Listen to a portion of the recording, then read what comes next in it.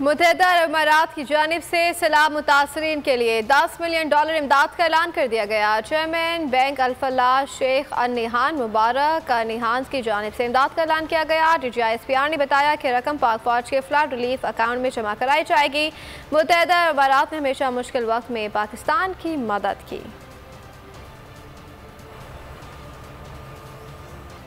मुत्तहिदा अरब अमारात की जानिब से सैलाब मुतासरीन के लिए $10 मिलियन इमदाद का ऐलान कर दिया गया। चेयरमैन बैंक अल-फलाह शेख अन-निहान मुबारक अन-निहान की जानिब से इमदाद का ऐलान किया गया। DGISPR ने बताया कि रकम पाक फौज के फ्लड रिलीफ अकाउंट में जमा कराई जाएगी। मुत्तहिदा अरब अमारात ने हमेशा मुश्किल वक्त में पाकिस्तान की मदद की।